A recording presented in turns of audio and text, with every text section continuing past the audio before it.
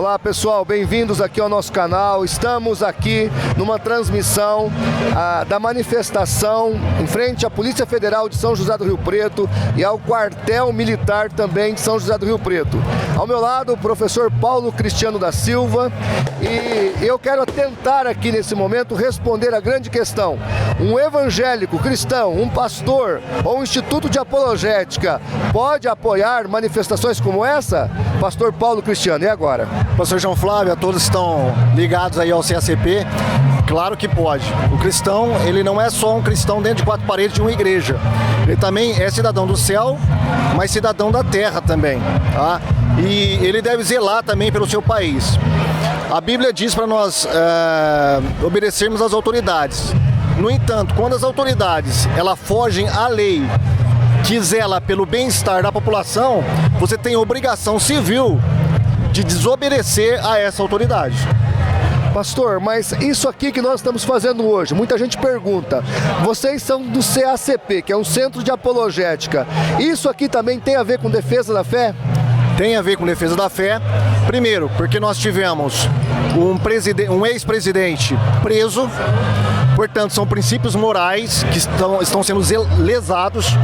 Segundo, esse mesmo ex-presidente, ele é dono de um partido cuja ideologia, cujos ideais vão totalmente contra os princípios cristãos: aborto, liberação das drogas, a favor da criminalidade. Então, tudo isso, um cristão não pode ser conivente. Então, o cristão ele tem o dever moral de se manifestar contra todas essas injustiças. Então, nós como cristãos estamos aqui. Sem falar que quando você vai nos profetas menores, os profetas menores eram a voz profética também sociopolítica do seu tempo. Pode pegar vários profetas como Abacuque e outros, eles condenavam as injustiças sociais vindas de cima, vindas da realeza. Então nós estamos aqui também para manifestar pacificamente e pedir para que o Brasil não seja uma nova Cuba, uma nova Venezuela e uma nova Argentina. Pastor Paulo, nós estamos bastante preocupados com a nossa liberdade. Quais são os riscos de um Lula, fundador do Foro de São Paulo, chegar ao poder? Porque muita gente fala, ele não está fazendo como Daniel Ortega, ele não está fazendo como a família Castro, ele não está fazendo como Maduro, perseguindo e fechando igrejas. Mas o que pode vir a acontecer com as nossas liberdades se ele conseguir dominar o exército, porque ele já dominou o STF. O STF é um puxadinho do PT. O que pode vir a acontecer com o nosso Brasil se as nossas liberdades forem tolhidas com relação à pregação do Evangelho? Se realmente acontecer esse ponto fatídico dele vir dominar até mesmo as Forças Armadas, eu não acredito nisso, mas se ele vier a dominar as Forças Armadas, ele tem todo o poder diante dele para se transformar isso aqui numa ditadura.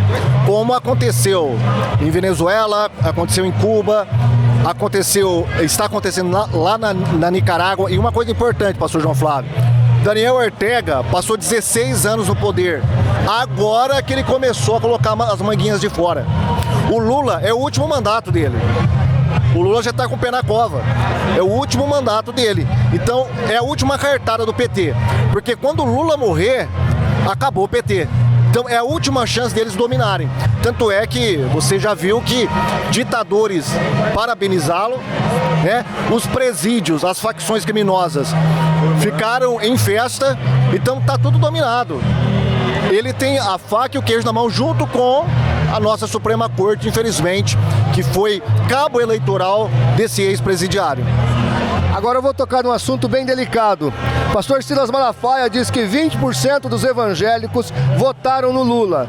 Também nós tivemos aí uma manifestação como Caio Fábio, Kivites, Gondim, Ariovaldo Ramos e muitos evangélicos pró-Lula. Qual é o seu raio-x dessa questão e o que nós podemos fazer? Olha, eu costumo falar que comunismo e cristianismo, ou socialismo e cristianismo, é como água e óleo. Eles não se misturam. E um crente socialista ou um crente petista é tão coerente como um quadrado redondo. Não tem coerência nenhuma. São ideais, são princípios completamente opostos. eu só acho que esses crentes que votaram no PT nessa eleição, de duas uma, ou são completamente ignorantes quanto às questões, ignorantes no bom sentido da palavra, que desconhece completamente o que ele é, de fato, o que o PT promete com o seu plano de governo para o Brasil, ou então, eu não tenho outra escolha em falar que são crentes de má fé. Porque sabendo quem é o Lula, sabendo o que é o PT, sabendo o que eles fizeram durante 13 anos no Brasil e ainda votar no ex-presidiário, eu sinceramente, eu não posso chamar umas pessoas dessas de irmãos. Sinceramente, estou sendo radical? Estou sendo radical, sim. Jesus foi radical, os apóstolos foram radicais. Paulo falava, apartar daqueles que são contra a doutrina. Então, veja bem, não tem como um cristão gritar Lula livre sabendo que ele foi condenado por 3 instâncias, por mais de 15 juízes, com 3.000 páginas de provas. E o próprio STF condenou Lula. Liberou ele através de um subterfúgio pelo CEP que foi errado. Agora o que eu quero saber de você é o seguinte, rapidamente para nós encerrarmos. O que é que nós podemos fazer para conscientizar o restante dos crentes? Porque o nosso foco aqui são os evangélicos. O que é que nós podemos fazer em forma de trabalho, em forma de produzir material, para trazer luz aos que estão na ignorância?